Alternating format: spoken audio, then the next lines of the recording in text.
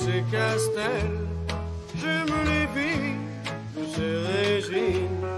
J'aime les filles qu'on voit dans elles.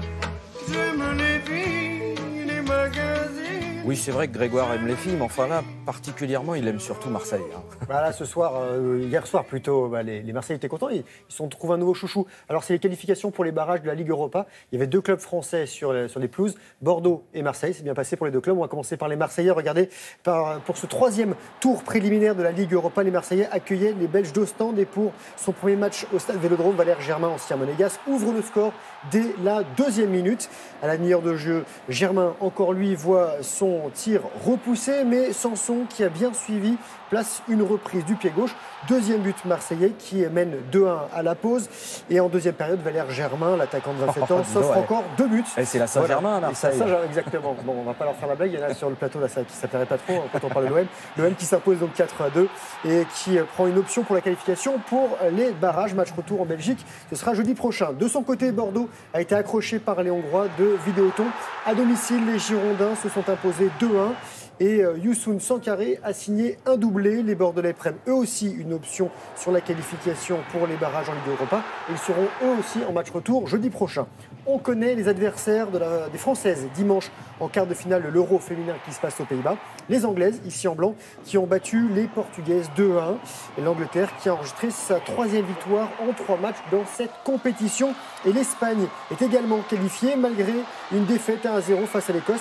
Les Espagnols en rouge sont deuxièmes de leur groupe et elles affronteront les Autrichiens. Et puis en ce moment, il y a des championnats du monde de natation et nous avions un Français qui, pour les qualifs, avait fait un temps absolument exceptionnel. Alors, qu'est-ce que ça a donné en finale ? Il termine sur la troisième marche du podium. Mais voilà, Mehdi Metella, première médaille française à Budapest. On y va tout de suite. Regardez, Mehdi Metella avec le bronze sur la distance reine du 100 mètres nage libre. C'est sa première médaille mondiale individuelle. Meilleur temps des demi-finales, vous l'avez dit, le Guyanais n'a pas réussi à réaliser sa performance. Il boucle l'aller-retour en 47 secondes 89. 2 centièmes de plus que l'Américain Nathan Adrian, médaillé d'argent. Et le gagnant de ce 100 mètres, c'est un autre Américain, Khaled Dressel, qui a fait la course en tête de bout en bout. Et lui et Adrian avaient déjà remporté l'or du relais 4x100. C'était dimanche.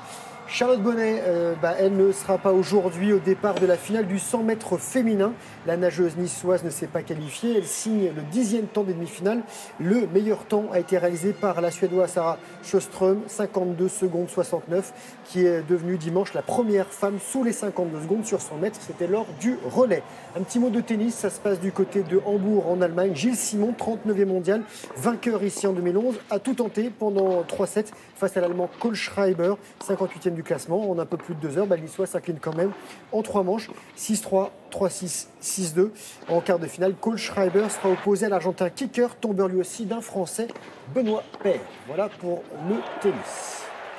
Et puis dans l'actualité, il y a un autre Tour de France. Alors celui-là, il ne va pas passer du côté du Grand Palais puisqu'il s'agit du Tour de France à la voile, mais il a été très perturbé à cause des conditions climatiques. Qu'en est-il Ils ont pu courir hier.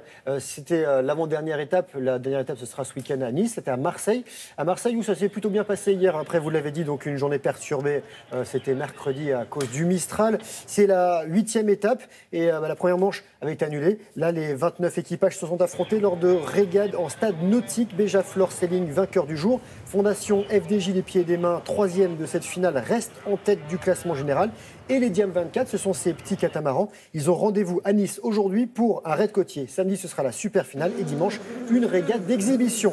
La 9e manche du rallye, du championnat du monde des rallyes, se déroule en Finlande et à l'issue de la première spéciale, l'Estonien Tanak est en tête devant le Belge Neuville et le Français Ogier. Sébastien Ogier, quadruple tenant du titre, est actuellement en tête du classement général. Et pour finir, on prend l'altitude avec le Red Bull Air Race, championnat du monde de course aérienne. 5e étape à Kazan, première en Russie. Victoire de l'Américain Kirby Chandlers. Il est leader de la saison. Le premier Français, il s'appelle François Levaux, il décroche la 7e place de l'étape.